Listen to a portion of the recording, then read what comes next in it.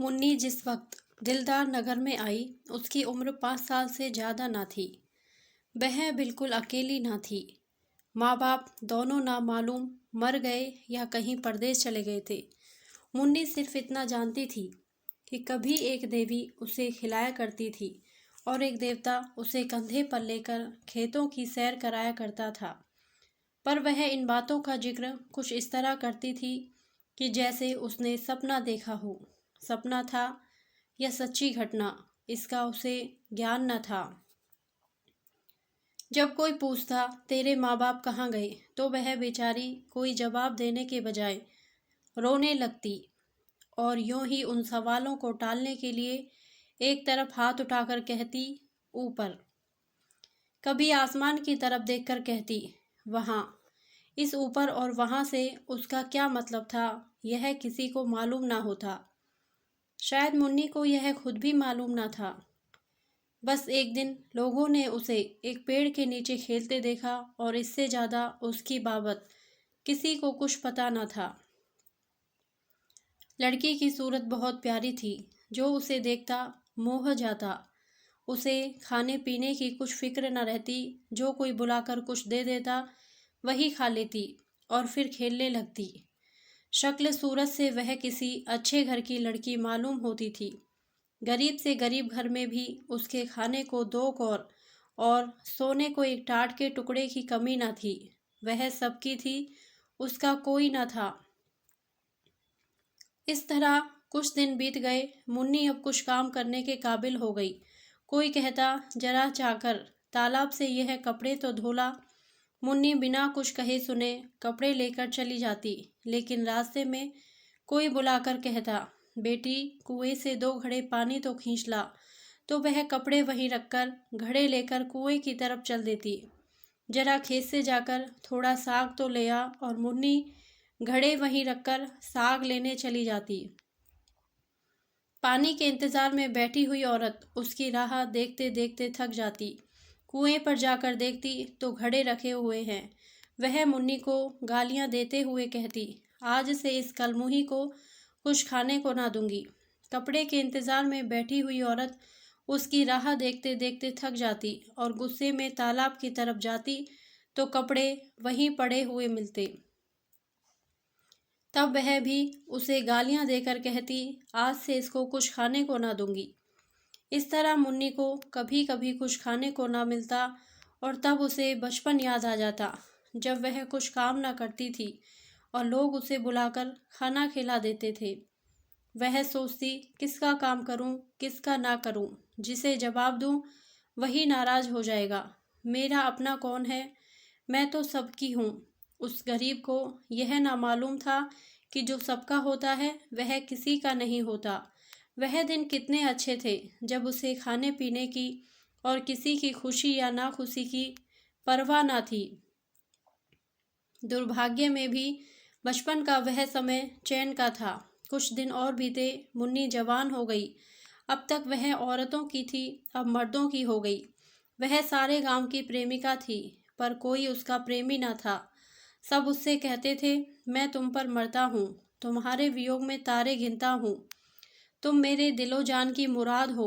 पर उसका सच्चा प्रेमी कौन है, इसकी उसे खबर ना होती थी। कोई उससे यह ना कहता था कि तू मेरे दुख दर्द की शरीक हो जा। सब उससे अपने दिल का घर आबाद करना चाहते थे। सब उसकी निगाह पर, एक मध्यम सी मुस्कुराहट पर कुर्बान होना चाहते थे। पर कोई उसकी बाह पकड़ने वाला, उसकी लाज रखने वाला ना था। वह सबकी थी। उसकी मोहब्बत के दरवाजे सब पर खुले हुए थे, पर कोई उस पर अपना ताला न डालता था। जिसे मालूम होता कि यह उसका घर है और किसी का नहीं। वह भोली भाली लड़की जो एक दिन न जाने कहाँ से भटक कर आ गई थी, अब गांव की रानी थी। जब वह अपने उन्नत वक्षों को उभार कर रूप गर्व से गर्दन उठाए नजाकत से लजकती हुई चलती तो मन चले नौजवान दिल थाम कर रह जाते, उसके पैरों तले आंखें बिछाते। कौन था जो उसके इशारे पर अपनी जान न निसार कर देता। वह अनाथ लड़की जिसे कभी गुड़िया खेलने को ना मिली, अब दिलों से खेलती थी। किसी को मारती थी, किसी को जिलाती थी, किसी को ठुकराती थी, किसी को थपकियां देती थी, किसी से रूठती थी, किसी को मनाती थी। इस खेल में उसे कत्ल और खून का सा मजा मिलता। अब पासा पलट गया।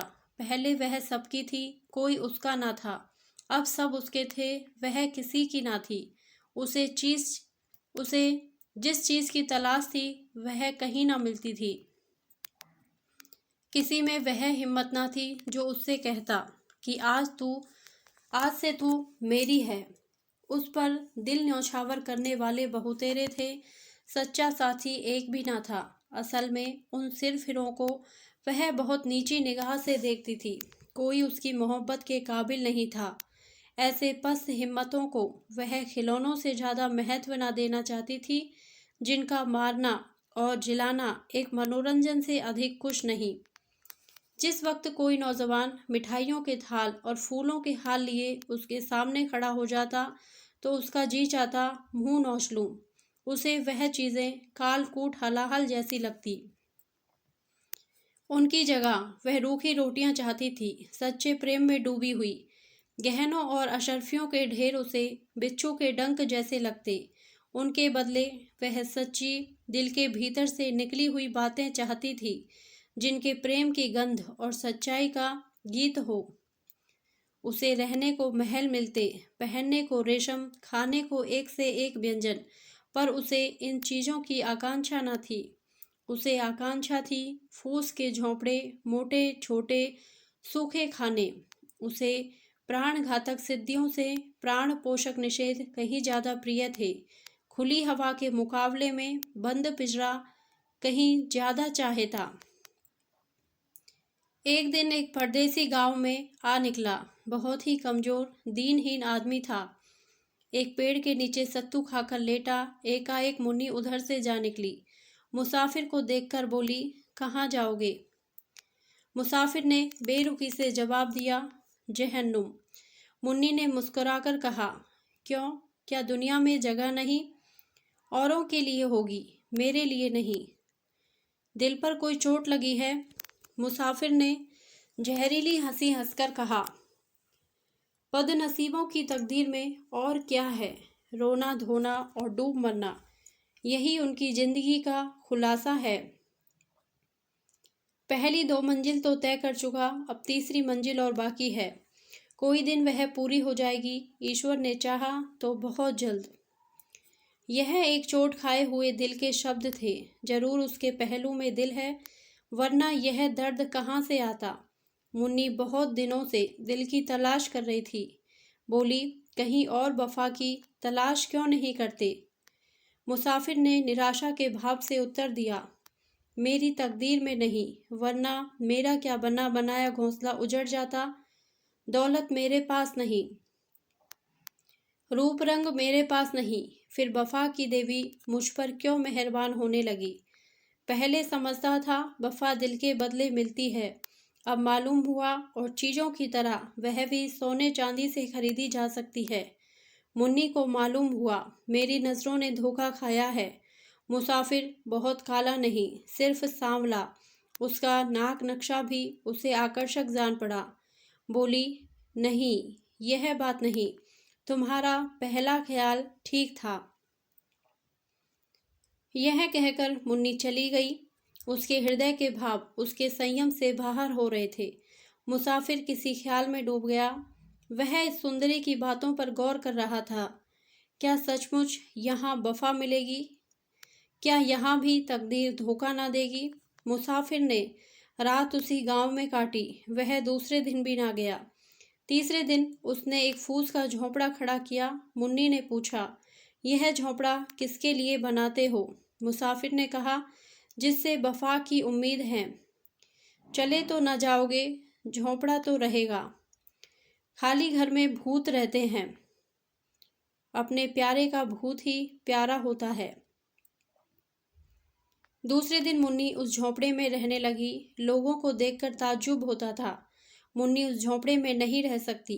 वह उस भोले मुसाफिर को जरूर दगा देगी। यह आम ख्याल था, लेकिन मुन्नी फूली ना समाती थी। वह ना कभी इतनी सुंदर दिखाई पड़ी थी, ना इतनी खुश। उसे एक ऐसा आदमी मिल गया था जिसके पहलू में दिल था। लेकिन मुसाफिर को दूसरे दिन यह चिंता हुई कि कहीं यहाँ भी वही अभागा दिन न देखना पड़े। रूप में वफा कहाँ। उसे याद आया, पहले भी इसी तरह की बातें हुई थी, ऐसी ही कसम खाई गई थी, एक दूसरे से वादे किए गए थे, मगर उन कच्चे धागों को टूटते कितनी देर लगी। वह धागे क्या फिर न टूट जाएंगे? उसके क्षणिक आनंद का समय बहुत जल्द बीत गया और फिर वही निराशा उसके दिल पर छा गई। इस मरहम से भी उसके जिगर का जख्म न भरा। तीसरे रोज वह सारे दिन उदास और चिंतित बैठा रहा और चौथे रोज लापता हो गया। उसकी यादगार सिर्फ उसकी फूस की झोंपड़ी रह गई। मुन्नी दिन भर उसकी राह देखती रही। उसे उम्मीद थी कि वह जरूर आएगा, लेकिन महीनों गुजर गए और मुसाफिर ना लौटा। कोई खत भी ना आया, लेकिन मुन्नी को उम्मीद थी वह जरूर आएगा। साल बीत गया। पेड़ों में नई नई कोपलें निकली, फूल खिले, फल लगे, काली घटाएं आई, बिजली चमकी, यहाँ तक कि जाड़ा भी बीत गया और मुसाफिर ना लौटा। मगर मुन्नी को अब भी उसके आने की उम्मीद थी। वह जरा भी चिंतित नहीं थी, भयभीत न थी। वह दिन भर मजदूरी करती और शाम को झोंपड़े में पड़ रहती। लेकिन वह झोंपड़ा अब एक सुरक्षित किला था, जहाँ सिरफिरों के निगाह के पांव भी लंगड़े हो जाते थे। एक दिन वह सर पर लकड़ी का गट्ठा लिए चली आती थी। एक रसियों ने छेड़खानी की। मुन्नी, क्यों अपने सुकुमार शरीर के साथ यह अन्याय करती हो? तुम्हारी एक कृपा दृष्टि पर इस लकड़ी के बराबर सोना न्योछावर कर सकता हूँ। मुन्नी ने बड़ी घृणा के साथ कहा। तुम्हारा सोना तुम्हें मुबारक हो, यहाँ अपनी मेहनत का भरोसा है। क्यों इतना इतराती हो? अब वह लौट कर न आएगा। मुन्नी ने अपने झोंपड़े की तरफ इशारा करके कहा। वह गया कहाँ जो लौट कर आएगा? मेरा होकर वह फिर कहाँ जा सकता है? वह तो मेरे दिल में बैठा हुआ है। इसी तरह एक दिन एक और प्रेमी जन ने कहा, तुम्हारे लिए मेरा महल हाजिर है, इस टूटे फूटे झोंपड़े में क्यों पड़ी हो? मुन्नी ने अभिमान से कहा, इस झोंपड़े पर 1,00,000 महल न्योछावर हैं। यहाँ मैंने वह चीज़ पाई है जो और कहीं ना मिली थी और ना मिल सकती है। यह झोंपड़ा नहीं है, मेरे प्यारे का दिल है। इस झोंपड़े में मुन्नी ने 70 साल काटे। मरने के दिन तक उसे मुसाफिर के लौटने की उम्मीद थी। उसकी आखिरी निगाहें दरवाजे की तरफ लगी हुई थी। उसके खरीदारों में कुछ तो मर गए, कुछ जिंदा हैं, मगर जिस दिन से वह एक की हो गई, उसी दिन से उसके चेहरे पर दीप्ति दिखाई पड़ी, जिसकी तरफ ताकते ही वासना की आंखें अंधी हो जाती। खुद ही जब जाग जाती है तो दिल की कमजोरियां उसके पास आते डरती हैं। धन्यवाद। यदि आपको यह कहानी अच्छी लगी हो तो प्लीज़ मेरे वीडियो को लाइक करें, शेयर करें और मेरे चैनल को सब्सक्राइब करें। Thank you.